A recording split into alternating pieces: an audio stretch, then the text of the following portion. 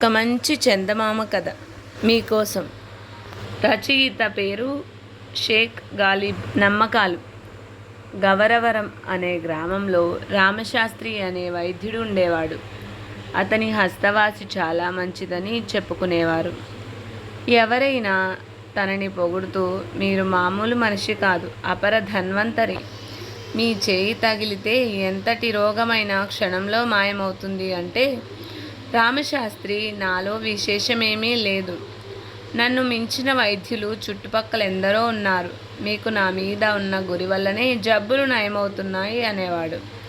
అతను అలా అనటం వల్ల అతని పేరు తగ్గకపోగా మరింత పైకి వచ్చింది. ఎంతో గొప్ప హస్తవాసి కలిగి కూడా రామశాస్త్రి ఎంత వినయ సంపన్నుడు అని అందరూ అతన్ని మరింతగా మెచ్చుకున్నారు.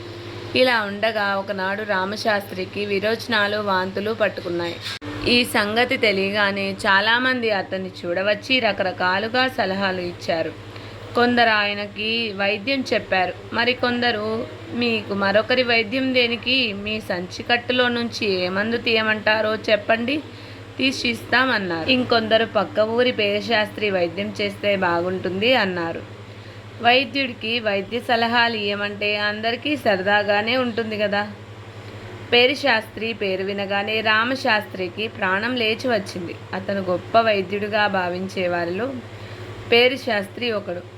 అందుచేత రామశాస్త్రి అప్పటికప్పుడు ఊరి వాళ్ళ సహాయంతో ఒక ఎడ్ల బండి కట్టించుకొని పేరిశాస్త్రి ఉండే గ్రామానికి వెళ్ళాడు. తీరా వాళ్ళ ఊరికి వెళ్ళేసరికి పేరిశాస్త్రి ఇంటికి తాళం పెట్టి ఉన్నది. పేరిశాస్త్రిని కుక్క కరిచిందట. అందుచేత అతను గవరవరంలోనే ఉన్న మరిడయ్య అనే వైద్యుడి కోసం వెళ్ళాడట. పేరిశాస్త్రికే మరిడయ్య మీద అంత గురి అయితే నేను కూడా అతని చేతనే చికిత్స పొందవచ్చు. పేరిశాస్త్రికి పనికి వచ్చేవాడు నాకు పనికిరాడా అని రామశాస్త్రి తన ఊరికే తిరుగు ప్రయాణమై వచ్చాడు.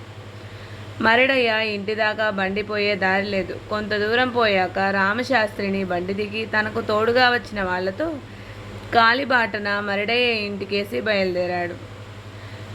వాళ్ళు మరిడయ్య ఇంటిని సమీపించేసరికి లోపల నుంచి శోకాలు వినిపిస్తున్నాయి. ఇంటి చుట్టూ జనం ముగి ఉన్నారు. ఆ జనంలో పేరిశాస్త్రి రామశాస్త్రికి కనిపించాడు.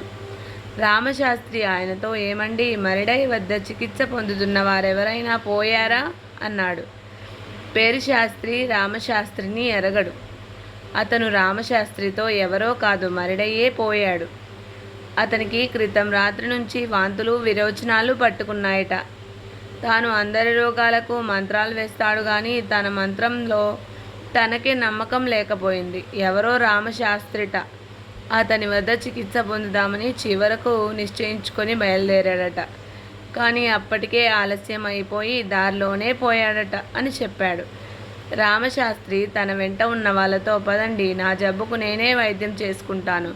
ఇప్పుడు నాకు నమ్మకం కుదిరింది అన్నాడు.